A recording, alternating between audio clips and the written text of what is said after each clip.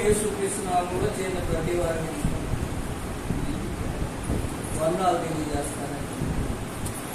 నా గురించినటువంటి పరిచయం మాటలు సహోదరులు తెలియజేసిన కనుక మనం దేవుని యొక్క వాక్యాన్ని ధ్యానించడానికి ప్రయత్నం చేద్దాం.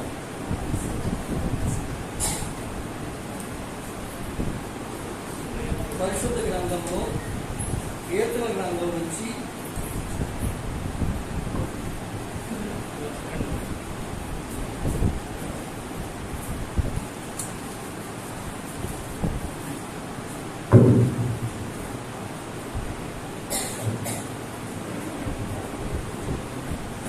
కీర్తన గ్రంథం 128 చూడండి.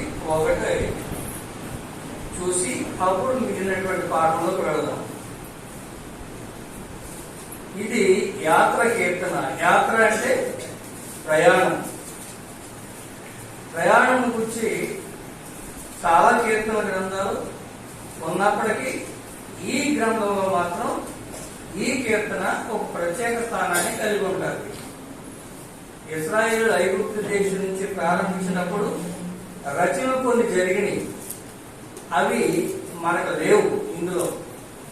అయితే ఇక్కడ రాసినటువంటి విషయం మనం చదివితే 120వ కీర్తన 28వ కీర్తన 1వ చరణం, యెహోవా యందు భయభక్తులు కలిగి ఆయన త్రోవల యందు నడుచు వారందరూ ధన్యులు. అందరూ అన్నాడు అక్కడ. యెహోవా త్రోవల యందు నడుచు వారందరూ ధన్యులు.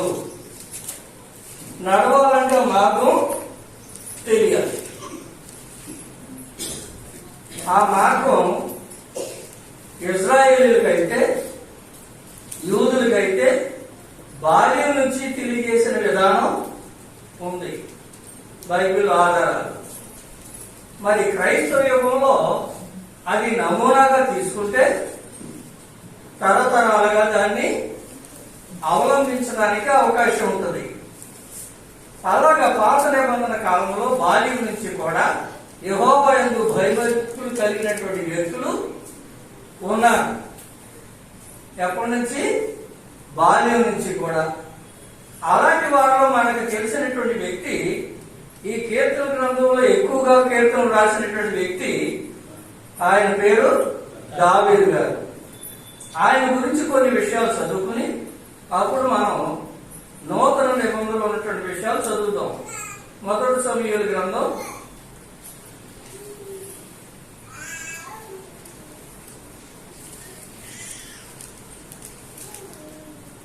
16వ అధ్యాయంలో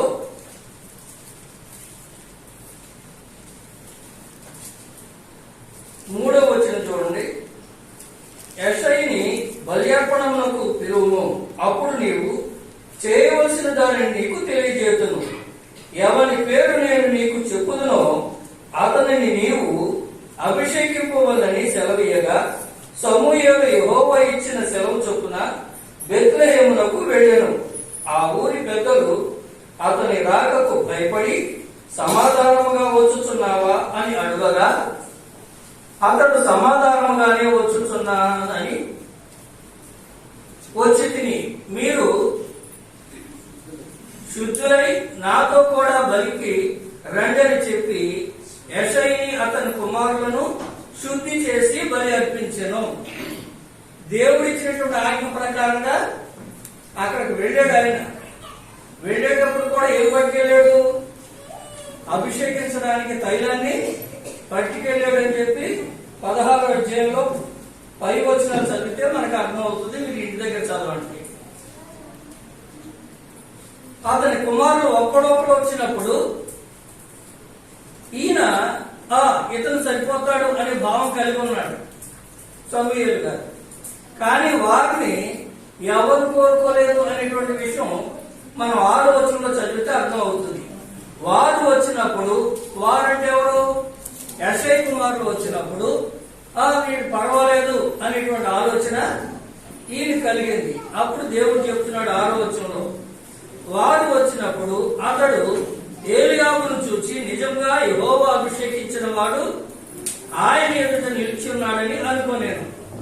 ఇలాగా పర్సనాలిటీని బట్టి, శరీర దారుఢ్యాన్ని బట్టి ఈయన దేవుడికి పనికొస్తాడనేటువంటి భావంలో ఉండి వాళ్ళని అభిషేకించాలనేటువంటి ఆలోచన కలిగినప్పుడు దేవుడు ఈయన కాదు నేను కోరుకున్నది అని చెప్పి వచ్చిన వాళ్ళందరినీ కూడా పక్కన పెట్టేశాడు. ఇక్కడ మనం చూసేది ఏమిటంటే వ్యక్తి యొక్క పర్సనాలిటీ, వ్యక్తి యొక్క విధానం ఇవన్నీ చూసి ఆత్మ సంబంధంగా దేవుడు అంగీకరిస్తాడు అనేటువంటి ఆలోచన అనేటువంటిది కరెక్ట్ కాదు అని నేర్చుకోవడానికి మనకి ఈ వచనాలు చదివాం. అలాగే అందరూ అయిపోయిన తర్వాత ఇంకెవరైనా ఉన్నారా అని అడుగుతున్నాడు 11వ వచనంలో. నీ కుమారులందరూ ఇక్కడ ఉన్నారా అని యెషయాను అడుగగా అతడు ఇంకనూ కడసారి వాడు ఉన్నాడు, అయితే వాడు గొర్రెలను కాయచున్నాడని చెప్పాను. అందుకు సమూయేలు నీవు వారిని పిలువనంపించుము, అతడిక్కడి వచ్చే వరకు మనం కూర్చుందామని యెషయాతో చెప్పగా అతడు వారిని పిలువనంపించి లోపలికి తోడుకొని వచ్చాను. ఇది అక్కడ జరిగిన సందర్భం. అయితే అందరూ కూడా యోగ్యులు కాకుండా పోయారు. ఆఖరి వాడికి యోగ్యత వస్తుంది. ఇతను బాలుడు. ఇంకా మనం క్రింద చదువుదాం చూడండి. అతడు దగ్గరికి వచ్చినప్పుడు ఎర్రని వాడు, చక్కని నేత్రములు గలవాడు, చూచుటకు సుందరమైన వాడునై ఉండేను. అతడు రాగానే నేను కోరుకున్నవాడు ఇతడే, నీవు లేచి వానిని అభిషేకించుమని సెలవీయగా సమూయేలు తైలపు కొమ్మును తీసి వారి సహోదరుల ఎదుట వానికి అభిషేకము చేసెను. నాట నుండి అంటే అభిషేకం చేసిన రోజు నుంచి యెహోవా ఆత్మ దావీదు మీదికి బలముగా వచ్చెను. ఇది అక్కడ జరిగినటువంటి విషయం. ఏ వయసులో జరిగింది? దాదాపు బాల్య దశలోనే జరిగింది. బాల్య దశలో యెహోవా యందు భయభక్తులు కలిగి ఉన్నటువంటి వ్యక్తిగా మనం దావీదుని చూస్తున్నాం. మనం చదువుకున్నటువంటి మొదటి చరణం ఏంటి? యెహోవా యందు భయభక్తులు గలవాడు అనేటువంటి మాటలు మనం చూస్తాం. కనుక యెహోవా యందు భయభక్తులు కలిగినటువంటి వ్యక్తుల జీవిత చరిత్రను మనం చూస్తే వారు ఎలాగ దేవుడి చేత ఆశీర్వదించబడ్డారు, దేవుడు వారిని ఎలాగ అభివృద్ధి పరిచాడు, అది మనకు అర్థం అవుతుంది. అయితే మనం ఏంటి పరిస్థితి, మన పరిస్థితి ఏంటి క్రైస్తవ యుగంలో అనేది కూడా మనం చూస్తాం. దేవుడు ఈయనకి అభిషేకం ఇచ్చాడు బాల్య దశలో. పాత నిబంధన కాలంలో చూస్తే అభిషేకించడం అనేటువంటిది ప్రత్యేకపరచడం అని బైబిల్లో వ్రాయబడి ఉంది. అలాగే బాల్య దశలో ఈయన్ని అభిషేకించినటువంటి మొదటి వ్యక్తిగా మన బైబిల్ చరిత్రలో కనబడతా ఉంటుంది. సౌలు గారిని ఈయనకంటే ముందు అభిషేకించారు, కానీ బాల్య దశలో మాత్రం జరగలేదు. అందుకని ఈయన బాలుడుగా మొదట అభిషేకించబడిన వ్యక్తిని నేను ఉపయోగించాను అన్నమాట. అయితే సౌలు అయితే వయసు వచ్చిన తర్వాత అభిషేకం పొందాడు, కానీ దావీదు మాత్రం బాల్య దశలోనే. కారణం ఏంటి? ఆయన బాల్యం నుంచి కూడా యెహోవా యందు భయభక్తులు కలిగి ఉండబట్టే బాల్య దశలో దేవుడు అతన్ని ఎన్నుకున్నాడు. అయితే అభిషేకం అనేటువంటి విషయం గురించి మనం ఆలోచిస్తే బైబిల్లో అభిషేకమును ప్రారంభించింది యాకోబు అనేటువంటి విషయం మనకు తెలుసు. ఆదికాండం 28వ అధ్యాయం 16 నుంచి 19 వరకు చదివితే ఆయన తల్లిదండ్రుల దగ్గర నుంచి, అన్నగారి దగ్గర నుంచి వెళ్ళిపోతున్నాడు. ఒక చోట బస చేశాడు, ఒక రాయిని తలగడగా పెట్టుకున్నాడు. నిద్రపోయే టైంలో అతనికి ఒక కళ వచ్చింది. ఆ కళలో ఏం చూసాడు ఆయన? భూమి మీద నుంచి పైకి ఒక నిచ్చెన వేయబడింది. దేవదూతలు పైకి క్రిందకి దిగుతూ వెళుతూ పోతున్నటువంటి ఆ కళను చూసిన తర్వాత ఉదయాన్ని ఆయనకు మెరుగు వచ్చినప్పుడు ఏం కలిగింది? ఆయన ఫీలింగ్, ఇక్కడ నిజముగా దేవుడు ఉన్నాడు, ఇది దేవుని స్థలం అనేటువంటి అతనికి భావన కలిగి అతను ఏ రాయినైతే తలగడగా పెట్టుకున్నాడో ఆ రాయిని నిలబెట్టి ఏం చేశాడు? దాని మీద నూనె పోసాను అని బైబిల్లో వ్రాయబడి ఉంటుంది. మనం ఇంటి దగ్గరికి వెళ్ళిన తర్వాత చదువుకోవచ్చు. ఆదికాండం 28వ అధ్యాయము 16వ వచనం నుంచి 19వ వచనం వరకు. బైబిల్ చరిత్రలో మొదట నూనె పోసే కార్యక్రమాన్ని అక్కడే చూస్తాం. అయితే దేని మీద పోసాడైనా? రాయి మీద పోసాడు. అంటే రాయిని ప్రతిష్ఠించేటువంటి పనిని ఆయన ప్రారంభించాడు. మొట్టమొదట నూనె పోసే కార్యక్రమం. ఏ నూనె అనేది ఉందంటే అక్కడ ఆ వివరం ఏమి బైబిల్లో లేదు. తాను లేచి తాను తలగడగా పెట్టుకున్నటువంటి రాయిని తీసి నిలవబెట్టి దాని మీద నూనె పోసాను అని మనకు రాయబడి ఉంటుంది. అయితే వారు ప్రయాణంలో ఈ సరుకులన్నీ పట్టుకెళ్ళడం అలవాటు అనమాట. ప్రయాణ కార్యక్రమాలు చాలా సందర్భాల్లో జరిగినాయి బైబిల్లో. ఆ ప్రయాణంలో కావలసినవన్నిటితో పాటు తప్పనిసరిగా నూనెని పట్టుకెళ్ళడం.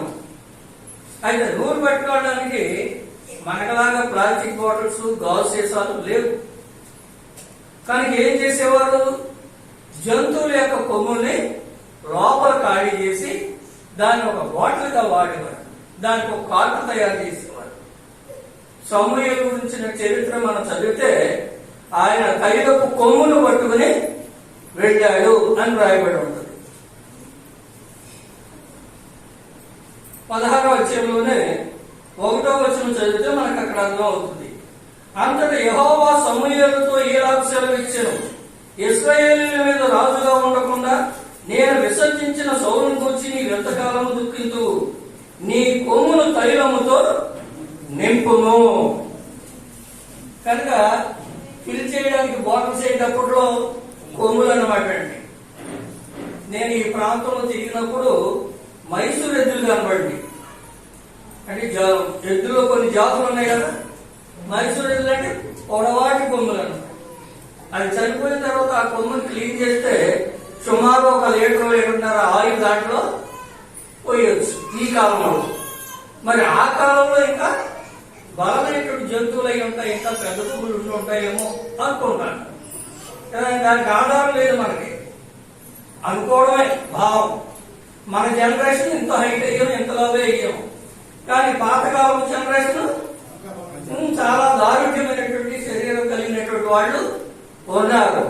ఎందుకంటే వాడికి శారీరక వ్యాయామం ఉంది, మనకి మానసిక వ్యాయామం తప్ప శారీరక వ్యాయామం చెయ్యం. ఉదయమే లేచి ఆయన చక్కగా రన్నింగ్ చేస్తారట. విజయ్ కుమార్ సార్ ఒక కాలేజ్ గ్రౌండ్ చూపించి ఆ పక్కన చేయడం చెబుతున్నారు. ఆయన నా గురించి చెప్పుకోవడానికి లేదండి, నా గురించి చెప్పుకోవడానికి ఏం లేదు. అందుకే ఆ రోజు మీకు ఏం చెప్పలేదు. నేను పరిగెడతాను, నేను నడుస్తాను, నేను మార్నింగ్ వాక్ చేస్తాను, ఈవినింగ్ వాక్ చేస్తాను, అది లేదు నాకు. ఎక్కితే బండి ఎక్కడం, ఇంటి దగ్గర దిగడం, ఎక్కితే కారు ఎక్కడం, మళ్ళీ ఇంటి దగ్గర దిగడం. అలాగే నాకు శారీరక వ్యాయామం లేదు. అయినప్పటికీ దేవుడు నాకు మంచి ఆయుష్ని, మంచి ఆరోగ్యాన్ని ఇచ్చాడని మాత్రం దేవుని తరపున నేను గ్యారంటీగా చెప్తాను. మరి మీరు ఎంతమందికి నా గురించి సరైనటువంటి భావం లేదో కానీ ఆయన తెలుసు. నా వయసు 68 సంవత్సరాలు. ఇది చేయకపోయినా దేవుడు నాకు ఇచ్చినటువంటి గొప్ప వరమే అనుకుంటాను అనమాట. 68 సంవత్సరాల వయసులో కూడా నేను వ్యాక్సిన్ వేసుకోలేదు. నా ఫ్యామిలీలో ఎవరు వ్యాక్సిన్ వేసుకోలేదు.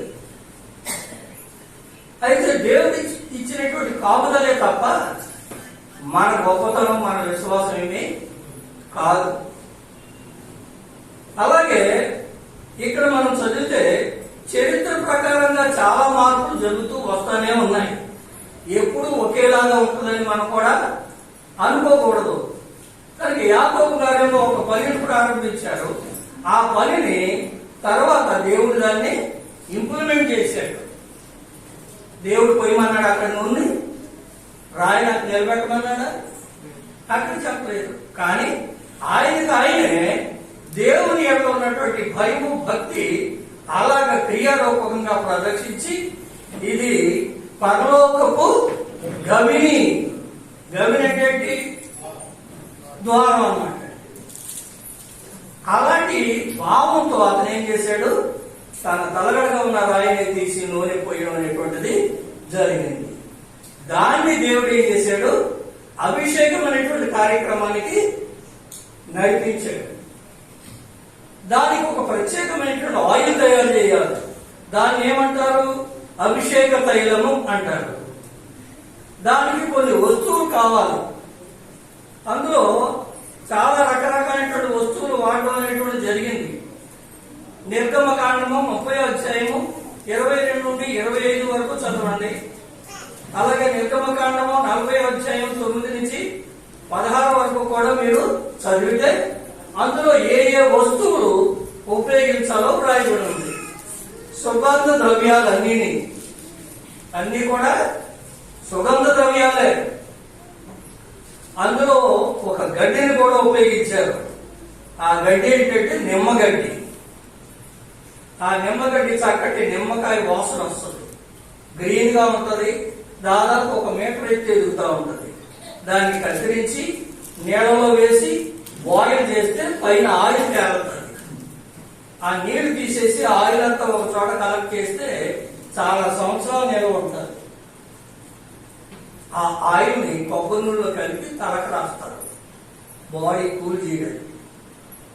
అలాగే ఆరోగ్యరీత్యా టీ కాసు తాగితే శరీరానికి చాలా మంచిదని చెప్పి శాస్త్రవేత్తలు తెలియజేశారు. ఇవన్నీ మనకు దేనికి అంటే దేవుడు మన కొరకు వాటిని ఇచ్చాడు. వాటిని ఉపయోగించుకునే విధానం మనకు తెలియాలి. అలాగే నిమ్మగడ్డిని మొట్టమొదటిగా బైబిల్లో ఉపయోగించింది దేనికేనంటే ఈ అభిషేక తైలము కొరకు. దేని కొరకు? అభిషేక తైలము కొరకు వాడడం జరిగింది. ఇవన్నీ కూడా మనం ఈ గ్రంథంలో చదివితే మనకు ఒక్కొక్కటి తెలుస్తూ ఉంటది. ఒకసారి ఆ లైన్ చదివి మనం ముందుకెళ్దాం. నిర్గమకాండము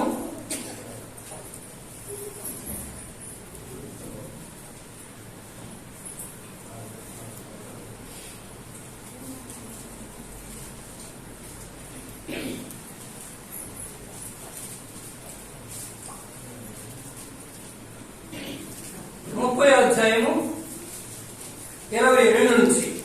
మరియు యెహోవా మోషేతో ఇట్లనెను, నీవు ముఖ్యమైన సుగంధ సంభారములలో పరిశుద్ధ స్థల సంబంధమైన తొలము చొప్పున, తొలములు అంటే బరువు అన్నమాట. ఆ తొలము అనేటువంటి మాట ఎక్కడ వాడతాం మనం? అందరూ వాడుతూ ఉంటాం. బంగారం దగ్గర గోల్డ్ కొనేటప్పుడు అమ్మేటప్పుడు దాన్ని వేసినటువంటి వెయిట్ లెక్కలు ఏమంటారు? తులము. కొన్ని చోట్ల గ్రాములు అంటారు, కొన్ని చోట్ల తులాలు అంటారు. కానీ బైబిల్ ప్రారంభంలో మొదటి మాట నుంచి కూడా వాడబడిన భాష తులములు అని వాడటం ఇక్కడ చూస్తా ఉన్నాం.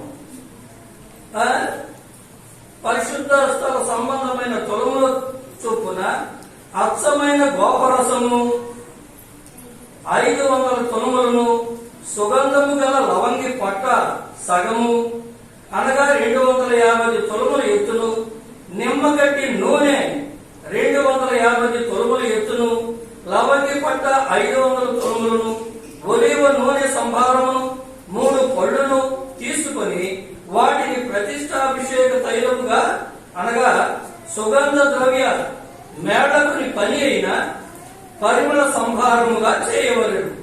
అది ప్రతిష్టాభిషేక తైలము అగును. కనుక ఇది ఎవరు చెప్పారు? దేవుడు చెప్పాడు. దేవుడే తయారు చేయమన్నాడు. కానీ యాకోబు గారికి చెప్పాడా? యాకోబు గారికి చెప్పలేదు. అయినా కానీ ఏం చేశాడు ఆయన? దేవుని కొరకు ఇది పరలోకపు గవని అంటే ఆయన ఎందుకు ఫీలింగ్ ఏంటి? దైవభక్తి, దేవుని ఎట్లా ఉన్నటువంటి ఆ విశ్వాసం ఆయన అలాగా నడిపించింది. ఇంకా మనం ఆయన జీవిత చరిత్రలోకి వెళ్తే ఆయనకి ఆశీర్వాదాలు కావాలనే తపన ఉంది. ఆశీర్వాదాలు కావాలి. ఏ ఆశీర్వాదాలు? దేవుడు ఇచ్చేటువంటి ఆశీర్వాదాలు కావాలి. ఈ తపన ఎక్కడి నుంచి ఉంది? తల్లి గర్భం నుంచి ఉంది. మనమేమంటాం? ఊరుకోండి, తల్లి గర్భంలో ఉన్నటువంటి పిండానికి ఏం తెలుస్తుంది అంటాం. ఇంకా కొన్ని మాటలు వాడుతూ ఉంటాం. ఏం మాటలు? చిన్నపిల్లలు వాళ్ళకే తెలుసండి, వాళ్ళకేం తెలీదు అంటే వాడు జ్ఞానం లేని వాళ్ళని మనమే చెబుతున్నాం.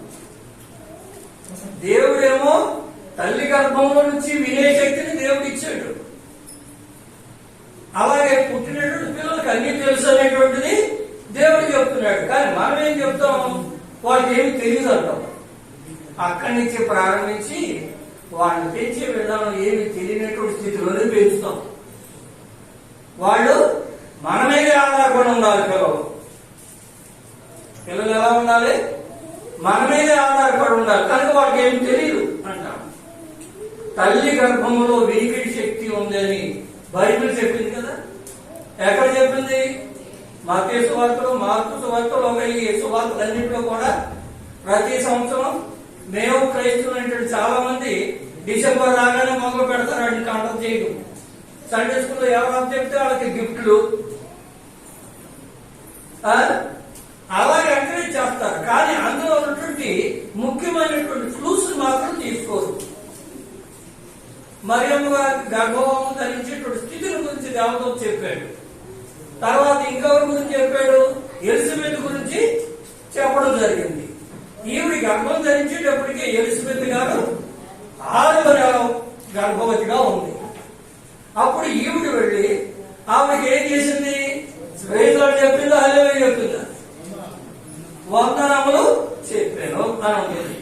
ఒకసారి అది కూడా చదువుదాం. మనం చదివితే మరోసారి మన మనసులో పడుతుంది. మత్తయి సువార్త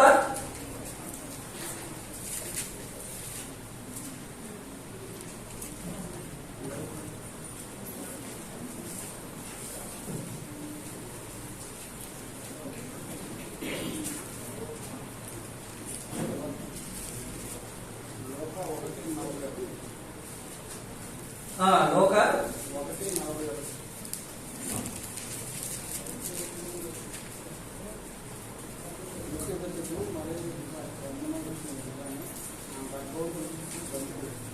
లోక సువార్త 1వ అధ్యాయము 39-40 చదువుతాం. 41 కూడా చదువుతాం.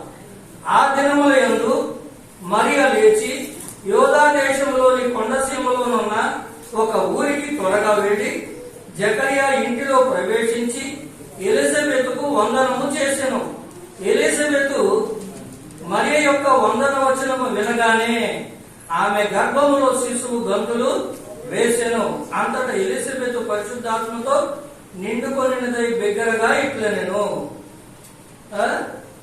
అలాగే 44 చూడండి. ఇదిగో నీ శుభవచనము నా చెవిని పడగానే నా గర్భంలోని శిశువు ఆనందముతో, అంటే గర్భంలో ఉన్నటువంటి శిశువుకి సంతోషం కలుగుతుంది, దుఃఖం కూడా, అంటే ఫీలింగ్స్ ఉన్నాయి అన్నమాట. ఫీలింగ్స్ అనేవి గర్భంలో ఉన్నటువంటి శిశువు కూడా ఉన్నాయి. అందుకనే అది ప్రెగ్నెన్సీ కన్సీవ్ అవ్వగానే వాళ్ళ విషయంలో చాలా స్పెషల్ కేర్ తీసుకుంటారు. స్త్రీని అంత జాగ్రత్తగా చూస్తూ ఉంటారు. కారణం ఏంటి? ఆ గర్భంలో పడేటువంటి పిండానికి హాని కలగకూడదు, ఎక్కువైనటువంటి శబ్దాలు వినకూడదు, అలాగే మానసికంగా బాధ కలగకూడదు, శారీరక వ్యాయామం తక్కువగా ఉండాలి, ఆరోగ్యవంతమైనటువంటి వాతావరణం, ఆరోగ్యవంతమైనటువంటి జీవితము ఆ గర్భం ధరించినటువంటి స్త్రీకి ఏర్పాటు చేయడం అనేది లోకంలో జరుగుతున్నదే. బైబిల్లో కూడా మనం ఇక్కడ చూస్తా ఉన్నాం. ఎప్పుడైతే ఈ వందన వచనం విన్నారో ఆ వందన వచనమైనటువంటి ఆ స్త్రీ గర్భంలో ఉన్నటువంటి శిశువు గంతులు వేయడం అనేటువంటి చూస్తున్నాం. ఆనందపడడం ఏంటి? గర్భంలో ఉన్న శిశువు ఆనందపడడం అంటే ఫీలింగ్స్ ఉన్నాయని అర్థం అవుతుంది. మరి ఈ నమ్మవలసిందే. సైన్స్ ప్రకారంగా కూడా అది వాస్తవమే.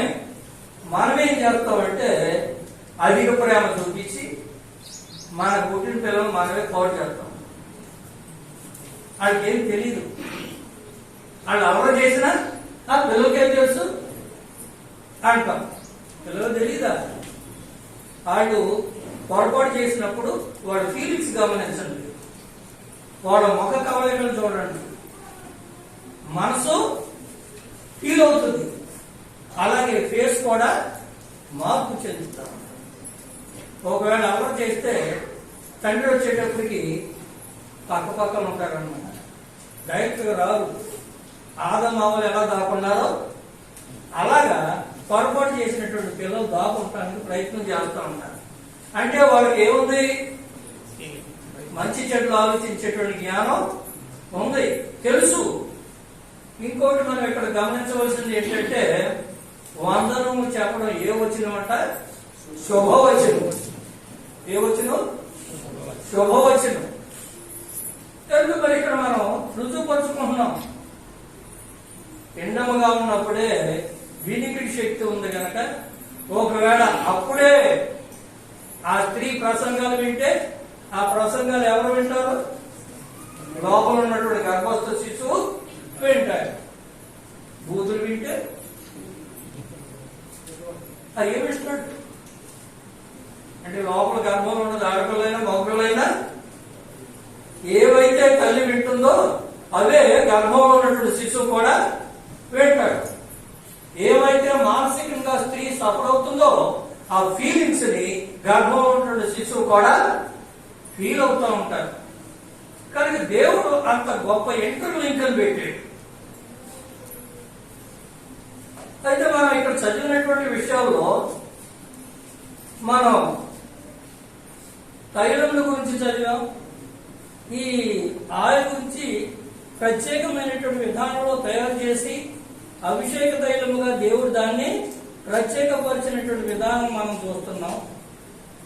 అలాగా రాయిని నూనె పోసాడు ఆయన యాకోబు గారు.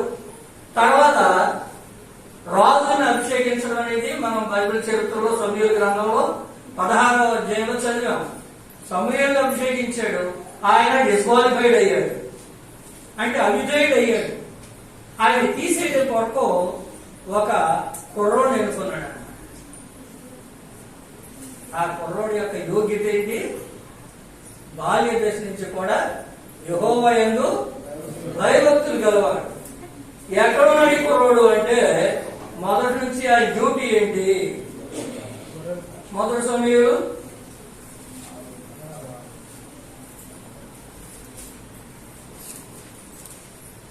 16వ అధ్యాయం 11వ వచనం, నీ కుమారులందరూ ఇక్కడ ఉన్నారా అని యెషయిని అడుగగా, అతడు ఇంకను కడసారి వాడు ఉన్నాడు, అంటే లాస్ట్ వన్ ఉన్నాడు.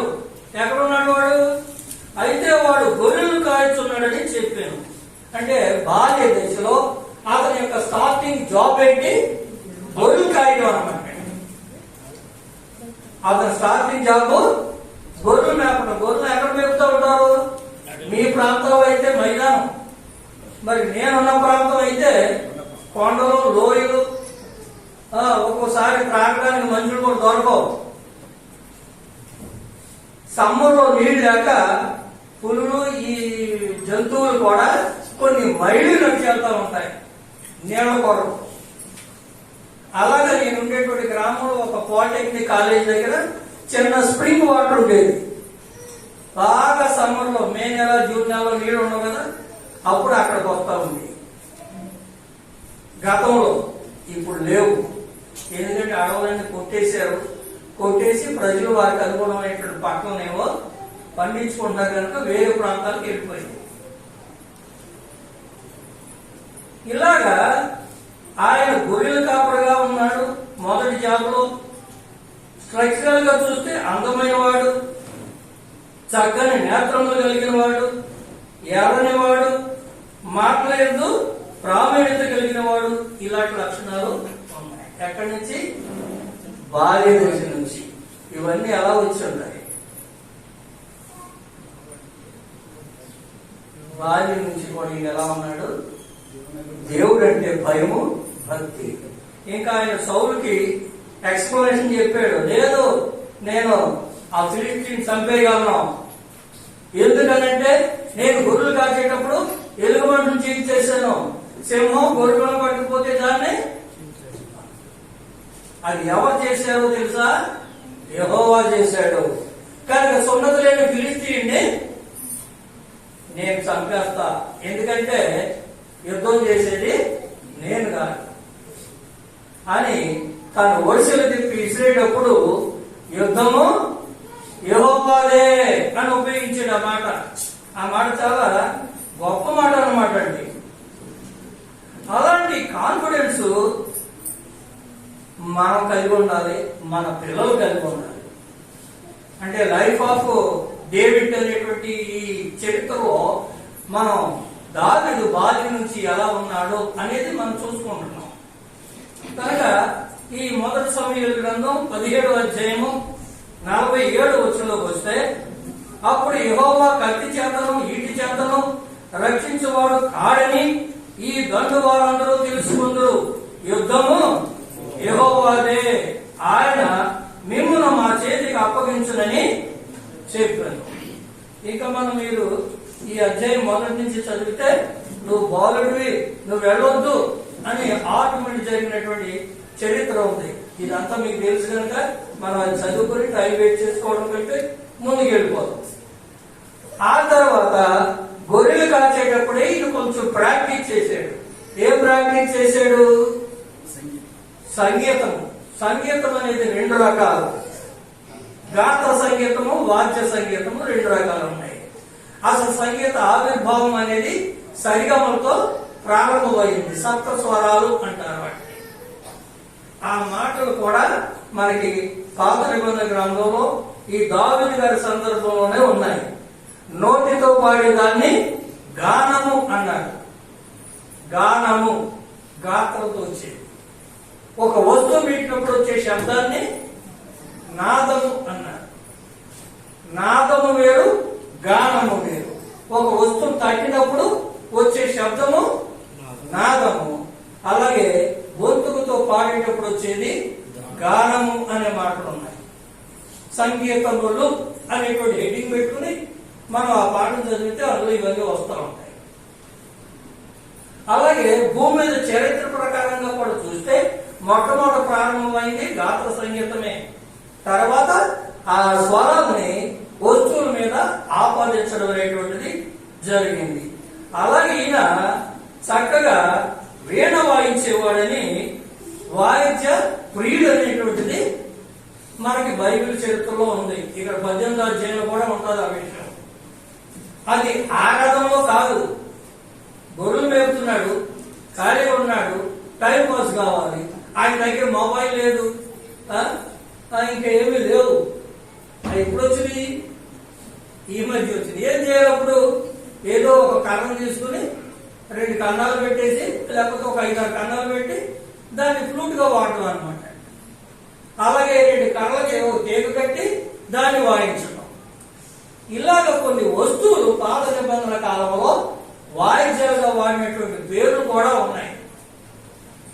ఆ పేర్లు, ఆ బొమ్మలు కూడా నేను కలెక్షన్ చేసి ఉంచుతూ ఉంటాను. ఎందుకంటే సంగీతములు అనే పాట చెప్పేటప్పుడు పాత నిబంధనలు ఏం వాడారు, అంతకుముందు ఏం వాడారు, మిరియం ఎర్ర సముద్రం దాటిన తర్వాత ఆవిడ కొన్ని ఉపయోగించింది, ఆవిడ ఉపయోగించింది, అవి ఎలా ఉండేవి, ఈ చరిత్ర అంతా బైబిల్ విద్యార్థులుగా మనందరికీ తెలుసుకోవడం కొరకు వాటిని కలెక్షన్ చేస్తూ ఉంటాను. బొమ్మల్ని, ఆ మ్యాటర్ను కూడా ఏర్పాటు చేస్తూ ఉంటాను. ప్రస్తుతం మన అంశం అది కాదు. దావీదు గారి జీవిత చరిత్ర నుండి మనిషి బాల్యం నుంచి కూడా చనిపోయే వరకు ఎలా ఉన్నాడు ఆయన, మనం ఎలా ఉండాలి అని నేర్చుకోవడం కొరకే ద లైఫ్ ఆఫ్ డేవిడ్ అనేటువంటిది మనం ఈ రోజు చదువుతున్నాం. మొదటి సమూయేలు 18వ అధ్యాయంలో 10వ వచనం, మరునాడు దేవుని యొద్ద నుండి దురాత్మ సౌలు మీదకి బలముగా వచ్చినందున అతడు ఇంటిలో ప్రవచించుచుండగా దావీదు మునుపటి లాగా వీణ చేత పట్టుకుని వాయించెను. అంటే ఇతనికి వాయించాలంటే ఇన్స్ట్రుమెంటల్ మ్యూజిక్ అంటే ఇష్టం. నాకు ఇష్టమే, నాకు కూడా ఇష్టమే. అయితే ఈయన ఎక్కడ వాయించాడు? సౌలుకు దురాత్మ పోవడానికి వాయించాడు, అలాగే గొర్రెలు కాసేటప్పుడు వాయించాడు. ఆరాధనలో మాత్రం అది జరగలేదు. అది ఎప్పుడు జరగలేదు, ఎందుకు జరగలేదు అనేది ఆ పాఠం చదివేటప్పుడు మనం చూస్తాం. కనుక ఇక్కడ రాజులను అభిషేకించడం అనేది చూసాం. ఫస్ట్ స్టెప్ ఏమో యాకోబు గారు రాయిని, రెండో స్టెప్ రాజులు, తర్వాత ప్రత్యక్ష గుడారంలో ఉన్నటువంటి వస్తువులు కూడా దేవుడు ఈ అభిషేక తైలంతో అభిషేకించమని చెప్పారు. ఆ విషయం నిర్గమకాండం 39:28 వచ్చిన చదవండి. అలాగా ప్రత్యక్ష గుడారంలో ఉన్నటువంటి వస్తువుల్ని దేవుడు అభిషేకించాడు. మరి ఆ ప్రత్యక్ష గుడారంలో యాజకత్వం చేయాలి కదా, అక్కడ ధర్మం నిర్వహించాలి కదా.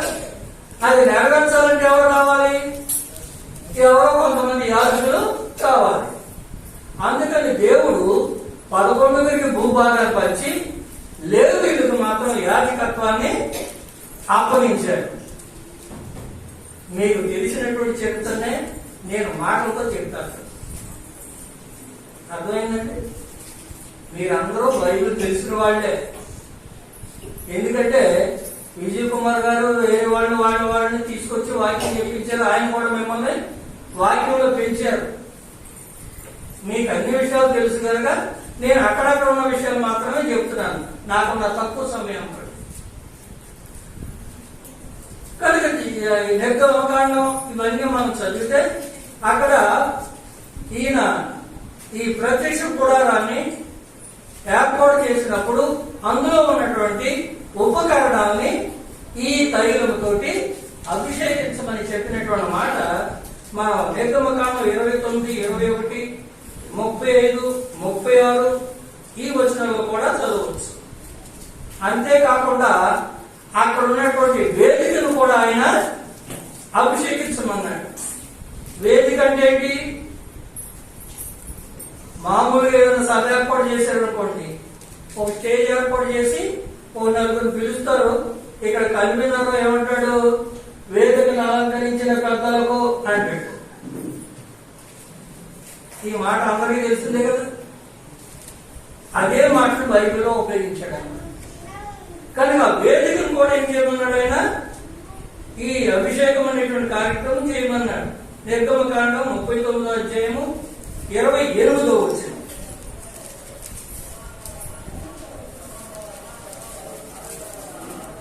ఇలాగ అభిషేకం అనేటువంటిది రాయి దగ్గర నుంచి ప్రారంభించి, మనుషుల దగ్గర నుంచి ప్రారంభించి, యాజకుల దగ్గరికి వచ్చి ఆఖరికి తన కుమారుడు యేసుక్రీస్తు కూడా కార్యక్రమాన్ని ఆయన ఏర్పాటు చేశాడు. ఎక్కడ? మత్తయి సువార్త 1వ క్రీస్తు అనేటువంటి మాటకి ఏమని అర్థం చెప్పాడు ఆయన? అభిషిక్తుడు అంటే అభిషేకము పొందినవాడు. ఎప్పుడు పొందాడు ఆయన? ఎప్పుడు పొందాడు అంటే భూమి మీద ఉన్నప్పుడు పొందాడా? అపోస్తల కార్యాలు 2వ అధ్యాయము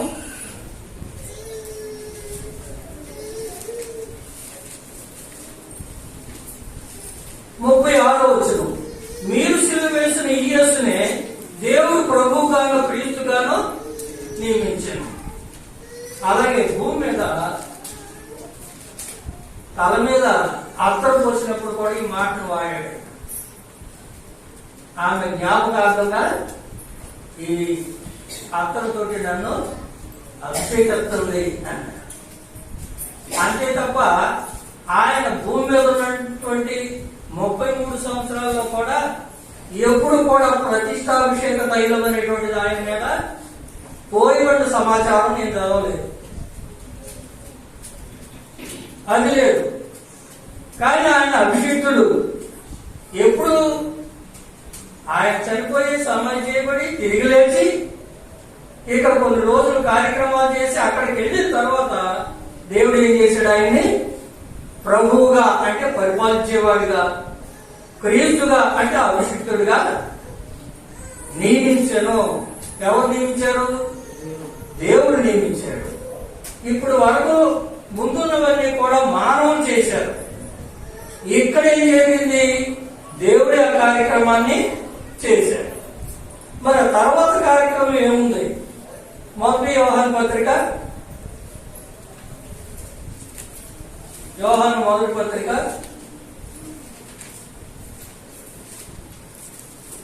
2వ అధ్యాయము 20వ వచనం.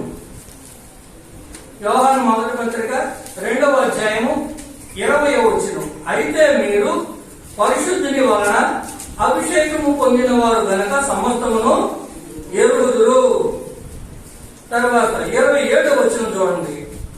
అయితే ఆయన వలన మీరు పొందిన అభిషేకము మీలో నిలుచుతున్నది కనుక ఎవరూ మీకు బోధింపనక్కర్లేదు.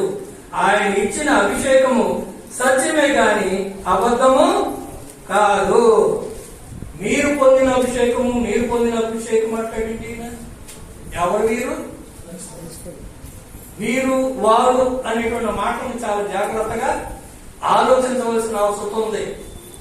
ఈ యోహాను మొదటి పత్రిక 1వ అధ్యాయంలోకి వస్తే, జీవవాక్యమును కూర్చున్నది ఆది నుండి ఏది ఉండినో మేమేది వింటిమో కనులారా ఏది చూచితమో ఏది నిదానించి కనుగొంటిమో మా చేతులు దేనిని తాకి చూచెనో అది మీకు తెలియజేస్తున్నాము. ఆ జీవం ప్రత్యక్షమాయను.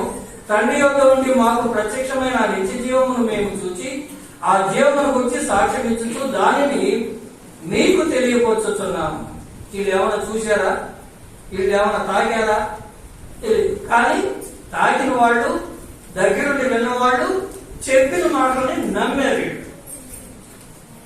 చెప్పిన మాటల్ని నమ్మారు. వాళ్ళు ధన్యులయ్యారు. యేసు ప్రభు కొండ ప్రసంగంలో కొన్ని ధన్యతలు చెప్పాడు కదా. ధన్యత అంటే ఏంటి అర్థం? సంతోషభరితులు. ధన్యులైన మాట సంతోషభరితులు. ఎప్పుడు సంతోషం కలుగుద్ది? శుభవచనం ఉన్నప్పుడు గర్భంలో ఉన్న శిశువుకి ఆనందం కలిగింది. అలాగే ఓ పాపకి ఎప్పుడు సంతోషం కలుగుద్ది? తన యొక్క పాప భారం తీసేసి పాప క్షమాపణ జరిగినప్పుడు సంతోషం కలుగుతుంది. ఎందుకంటే ఆ భారం తీసివేయబడింది. అదే సమయంలో ఏం చేస్తున్నాడు? దేవుడు అభిషేకాన్ని ఇస్తున్నాడు. ఏమిస్తున్నాడు? అభిషేకం. సాధారణంగా భూమి మీద రెవరెంట్ అనే మాటకి ఏం కనిపించారు మన వాళ్ళు? అభిషేకం అనే అర్థం ఉంది అన్నారు. కనుక రెవరెంట్ జేవిఎస్ కుమార్ విశాఖపట్నం పెట్టుకోరా నేను? అలా పెట్టుకున్నారు చాలా మంది.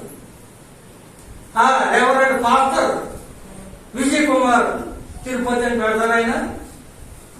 అసలు రెవరెంట్ అనే మాట అర్థం ఏంటి?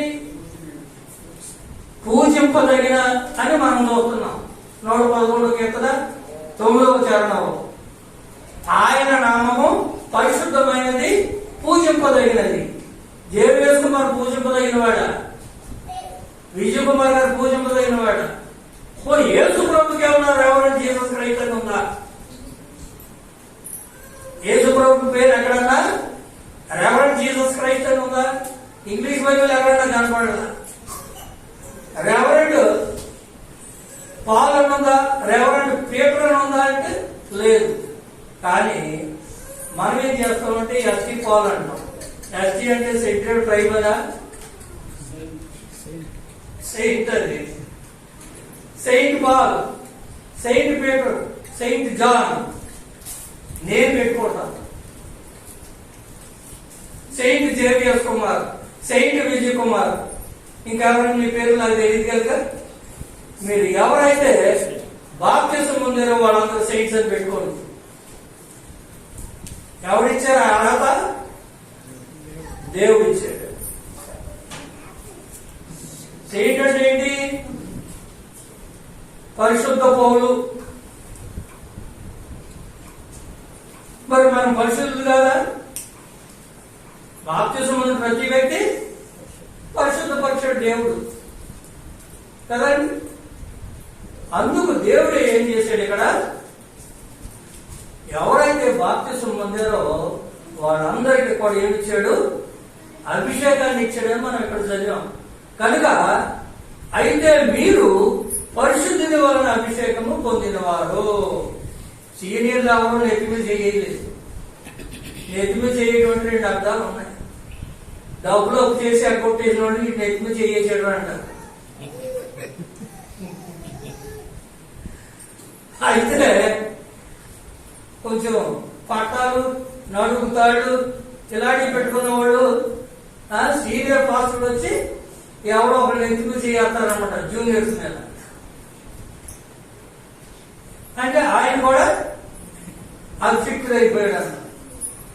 ఇంకో పని ఏం చేస్తారంటే కొత్తగా పెళ్లి చేసిన తర్వాత ఆ 2 నెత్తులు చేతులు ఆడతామంట. అంటే వాళ్ళకి ఎందుకే పోవాలా?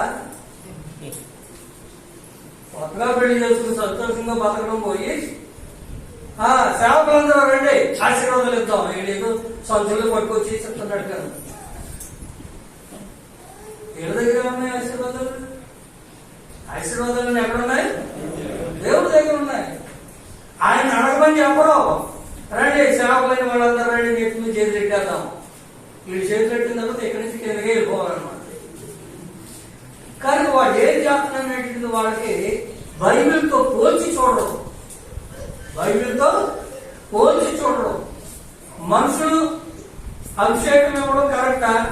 దేవుడు అభిషేకం ఇవ్వడం కరెక్టా? మనుషులు ఇస్తే గొప్ప, దేవుడు ఇస్తే గొప్ప అని ట్యాలీ చేసి చూడడం అన్నమాట. అలాగ పరిశీలన చేయకపోవడం వల్ల దేవుడే ప్రతి మానవుడు బాప్తిసం పొందినప్పుడు అభిషేకిస్తున్నాడు అనేటువంటి ఇంగిత జ్ఞానం లోకంలోకి రాగల అది ఒక క్రీస్తు సంఘ సభ్యులకి అర్థమవుతుంది. ఉదయం ఒక కుర్రాడిని దేవుడు అభిషేకించాడు. ఉదయం ఒక కుర్రాడిని దేవుడు అభిషేకించాడు. ఎప్పుడు? నీటిలోకి మునిగి పైకి వచ్చేటప్పుడే దేవుడు ఆయన్ని అభిషేకం పొందేశాడు. అది ఆయనకి తెలుసుకోలేదు. ఇక తర్వాత మనం సహోదరులు వెళ్ళి చెప్పండి. దేవుడు ఎప్పుడైతే బాప్తిసంలో అతన్ని పాపక్షమాపణ చేశాడు, అప్పుడే ఏమిచ్చాడు? ఆయన అభిషిక్తుడిగా చేశాడు. యేసుక్రీస్తు అభిషిక్తుడు. బాప్తిసం పొందిన వ్యక్తి అభిషేకం పొందాడు. అప్పుడు ఏ స్వరూపం ఉండాలి? యేసుక్రీస్తు స్వరూపం. అప్పటి నుంచి పేరు మారింది. ఏమిటి? క్రైస్తవుడు. ఏ పేరు? క్రైస్తవుడు. కనుక అతను నువ్వు క్రైస్తుగా చూడగలుగుతావా? యేసుక్రీస్తు వస్తే మా ప్రాణం అంతా ఇచ్చేస్తామంటాడు. పక్కన సహోదరుడు మాత్రం ప్రేమించలేవు. నీ కంటికి కనపడే సహోదరుని నీవు ప్రేమించలేనప్పుడు కంటికి కనపడిన దేవుని నీవు ఎలాగో ప్రేమించగలవు. అలాగే చెప్పిన మాటలు అందరికీ కంటదే. కానీ ఈ రోజున ఇక్కడ ఉన్నటువంటి సంఘంలో ఎంతమంది అయితే బాప్తిసం పొందున్నారో వాళ్ళందరూ కూడా ఏం చేయబడ్డారు? అభిషేకం పొందారు. పాత నిబంధన కాలంలో అయితే కేవలం పురుషులు మాత్రమే, వస్తువులు మాత్రమే. పురుషులు, వస్తువులు. కానీ క్రొత్త నిబంధనలో యేసుక్రీస్తు సంఘాన్ని ఏర్పాటు చేసిన తరువాత దేవుడు ఇచ్చినటువంటి గొప్ప భాగ్యం ఏంటంటే స్త్రీలైనా పురుషులైనా సువార్తను విని నమ్మి బాప్తిసం పొందితే పాపక్షమాపణ నిమిత్తం బాప్తిసం పొంది తిరిగి లేచిన వెంటనే ఏమి చేస్తున్నాడు? ఆయన అభిషేకం. మరి మీకు పొందినటువంటి అభిషేకం మీరు గుర్తించారా? మీకు దేవుడు ఇచ్చినటువంటి అభిషేకాన్ని మీరు కొనసాగిస్తున్నారా? మేము అభిషేకం పొందాం అని కావలు ఎగవేశారా? లేదు. ఎప్పుడన్నా ఉత్తుతో ఎత్తులు చేతులు పెట్టిన అందరూ కావలు ఎగరేస్తున్నారు. ఉత్తుకు అభిషేకం పొందిన వాళ్ళందరూ కావలు ఎగరేస్తున్నారు. మేము అభిషేకం పొందామని చెప్పుకుంటున్నారు. కానీ ఏ క్రీస్తు సంఘ సభ్యుడు, ఏ క్రీస్తు సంఘ సభ్యురాలో బాప్తిసం పొందిన వెంటనే దేవుడి చేత అభిషేకం పొందినవారు అంటే వాడికి ఏ గౌరవం రావాలి? యేసుక్రీస్తు చెల్లి, యేసుక్రీస్తు తమ్ముడు. కలెక్టర్ గారి తమ్ముడిని ఎడపడా మాట్లాడతామా? మాట్లాడతారు, గౌరవిస్తారు. కానీ అతను కలెక్టర్ కాదు, కరెక్ట్ గా తమ్ముడు గౌరవిస్తారు అన్నను బట్టి. అలాగే మన అన్నయ్య ఎవరు? యేసుక్రీస్తు. ఆయన అభిషేకం పొందాడు. అలాగే దేవుడు మనల్ని అభిషేకించాడు.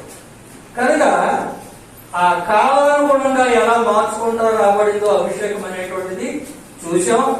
పాత నిబంధన కాలంలో మనుషుల్ని అభిషేకించినటువంటి దేవుడు క్రొత్త నిబంధనలు కూడా మనుషుల్ని అభిషేకించాడు. కానీ అక్కడ కొంతమందిని అభిషేకించాడు కొన్ని కార్యక్రమాల వరకు.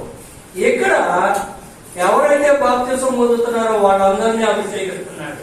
మరి వీళ్ళకున్న కార్యక్రమం ఏంటి? ఒకసారి చదువుకుని మనం కోట్ చేసుకోవడానికి ప్రయత్నం చేస్తాం. పేతురు రాసిన మొదటి పత్రిక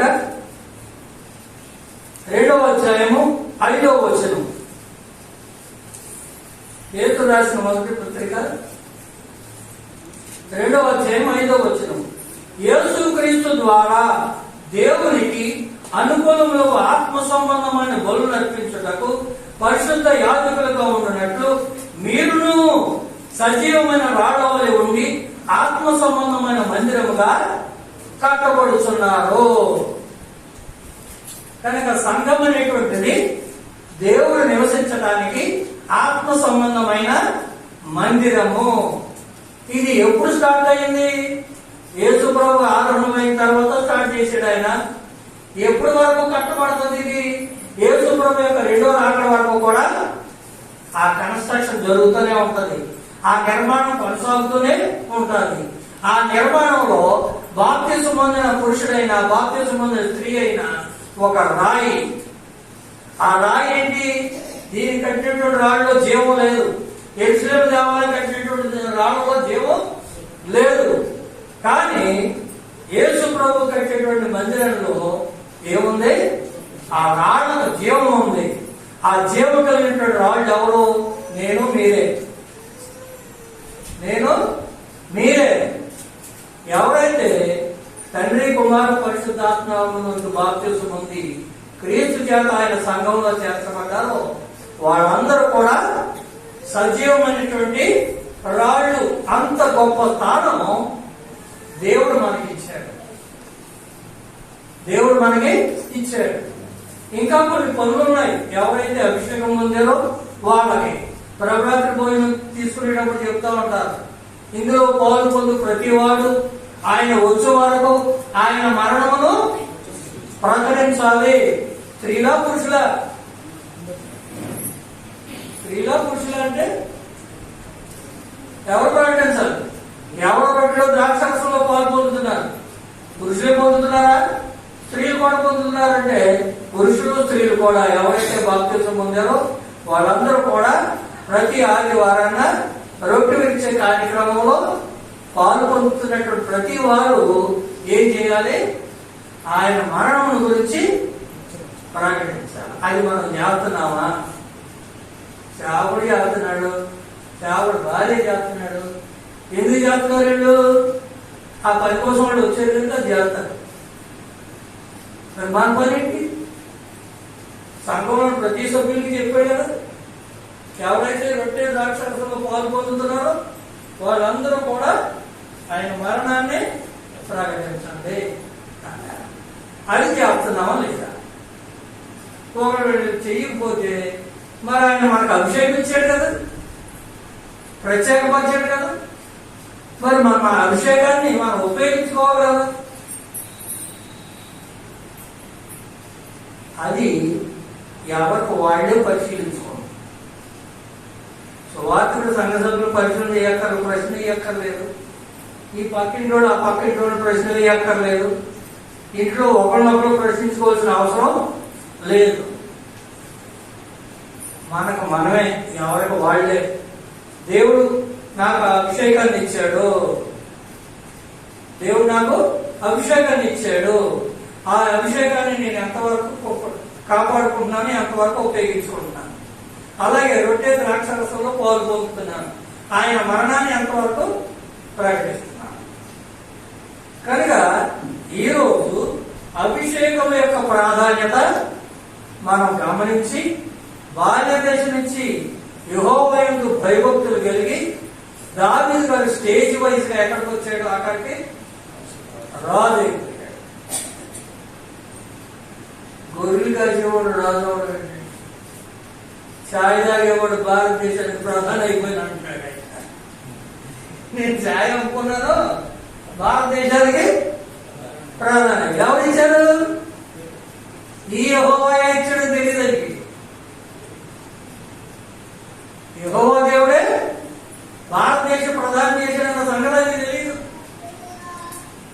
ఆయన నా కృషి, నా ప్రయత్నం, నేను చేసినటువంటి ప్రతిఫలం అనుకుంటున్నాడు. అలాగే ఒకడు అనుకునేవాడు బైబిల్. దాని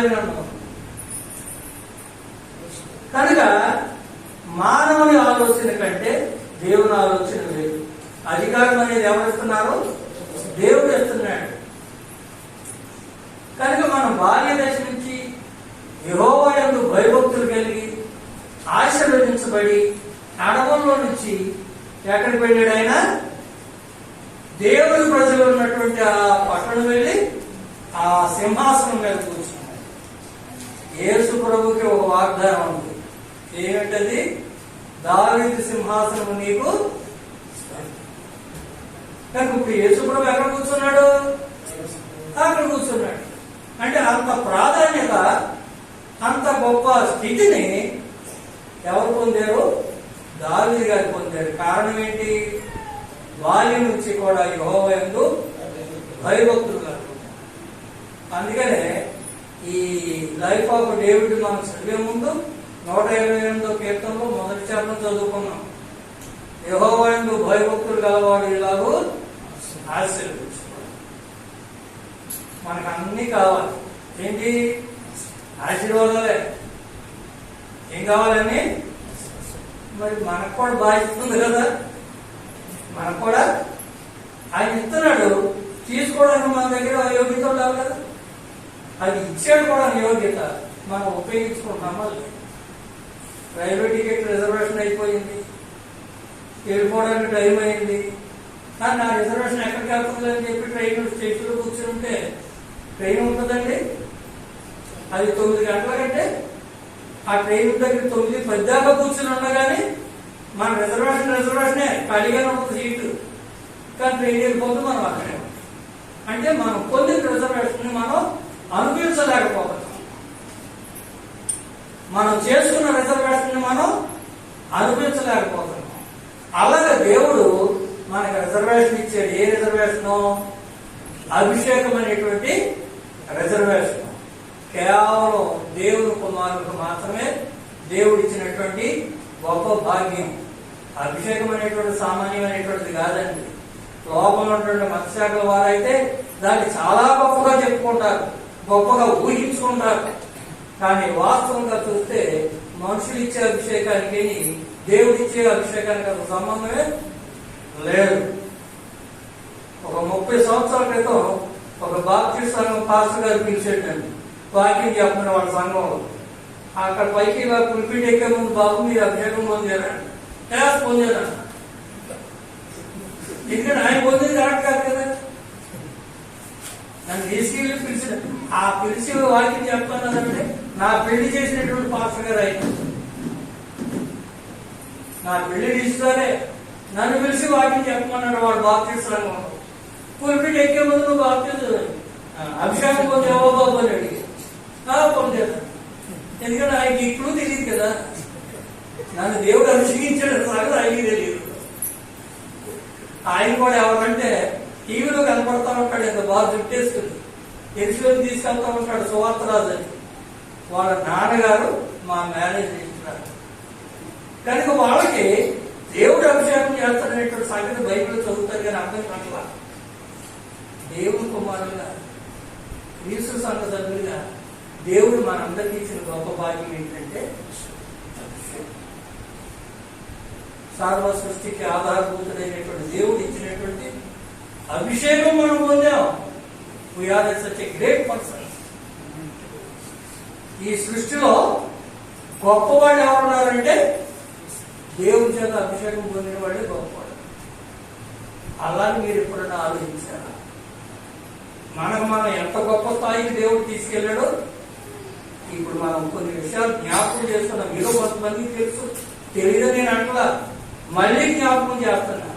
మనం ఎవరో అభిషేకం పొందిన వారు. ఎవరి చేత? యెహోవా దేవుని చేత అభిషేకం పొందినవారు. డైరెక్ట్ కనెక్షన్ మనకి, డైరెక్ట్ గా దేవుడు ఇచ్చినటువంటి అభిషేకాన్ని మన జీవితం ముగించే వరకు కూడా కాపాడుకోవాల్సిన అవసరం ఉంది. ఆ అభిషేకానికి సంబంధించిన క్రియలు మన జీవితంలో నెరవేర్చే వారంగా దేవుడు సహాయం చేయాలని కోరుతూ, అవకాశం ఇచ్చినటువంటి స్థానిక సంఘానికి, అలాగే ఇక్కడ పనిచేస్తున్నటువంటి సువార్థులకు, మన ప్రియులు విజయ్ కుమార్ సహోదరులకి, మీ అందరికీ ప్రభువైన యేసు నామములో వందనాలు తెలియజేస్తూ సెలవు తీసుకుంటాను. థాంక్యూ.